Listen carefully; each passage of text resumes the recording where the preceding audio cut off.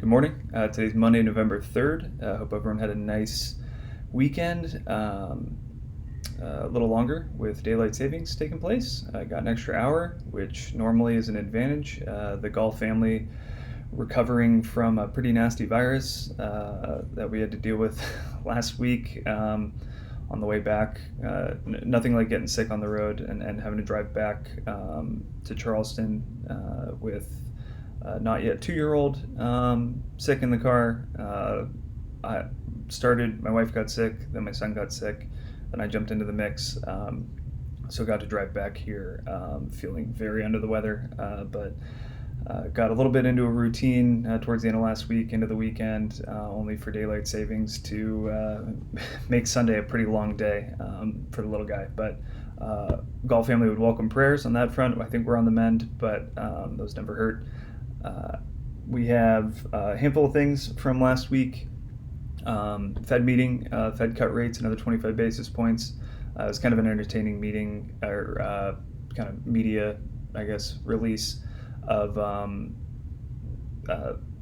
they were asking Fed Chair Powell about December and his plan, the committee's plan to cut rates in December, and he was what I thought was a reasonable answer, which was like we can't really forecast out to December and what it's going to look like without the data to support it. Which, given the government shutdown, like they're missing some pretty important jobs numbers. So I thought that was a totally fair answer. He had kind of suggested that it's not a foregone conclusion in December. We got to wait and see, and that feels pretty reasonable. Time will tell on that front, though. We have 2026 retirement contribution figures, ones that typically get updated for inflation. Normally that's released by the IRS November 1st, but again, government shutdown. So we're working off of two pretty credible, we'll call them benefits companies, Mercer and Milliman, that project these figures out throughout the year. And they normally get a pretty good idea using the CPI figures that the IRS uses. So I'll just run through some of those. General kind of standard employee contribution gets a $1,000 increase from $23,500 up to $24,500. The catch-up contribution, just kind of your standard catch-up, moves from $7,500 up to $8,000, so a $500 increase. The age 60 to 63 catch-up, so that's if you are between ages 60 and 63 at the end of the calendar year. One of the benefits companies thinks it's going to stay the same at $11,250. The other thinks it'll jump to $12,000.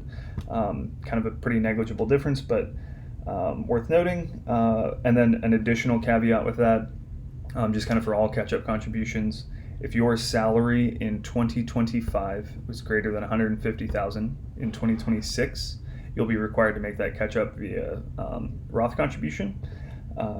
Inherently, you could benefit greatly from deferring that taxation. I think for most people, it'll be a pretty negligible difference, whether, given that dollar amount, again, would probably be ideal to be able to defer taxes on it. But at some point you're going to be, in the not so distant future, you're going to be kind of converting aggressively from pre-tax over to Roth. So it's another chunk that's just going to remain or start on the tax-free side. So I think a lot of people were a little upset about that rule, but in the grand scheme of things, given you're still able to make the employee contribution pre-tax, the bulk of what you're putting into your retirement account is going to get to grow tax deferred, where the other the smaller portion will get into that tax-free side a little earlier. So I don't think that's the end of the world personally. And then lastly, the IRA contributions expected to go up from $7,000 to $7,500, with the catch-up being $8,500. So a nice little $500 bump there. Not a bad deal all in all. One additional note just on that age 60 to 63 catch-up contribution front. We've run into it with a couple clients, so probably worth sharing with those that may or may not have run into the same problem. That is actually it's not law that your company adopt that, so it's employer to employer based. So some plans kind of automatically adopted it. Others said hey, we're not going to do the paperwork and file an amendment with the plan or anything to put that into place. So if you are age 60 to 63 and you're hearing me saying you're eligible to contribute $11,250 or $12,000 into your plan on top of your employee contribution. While that could be true, it may not be if your employer didn't adopt to add that to the plan. So you may still be limited by the what will be an $8,000 contribution in 2026. Lastly, we have client appreciation games in December. Stingrays games, always fun for us to get out and get to hang out with you guys in a less formal setting, we'll call it. We've had a number of people already RSVP for those, but just a reminder, call our office, email, all the info's on that invite. Questions, comments, concerns, please don't hesitate to reach out, and have a great week.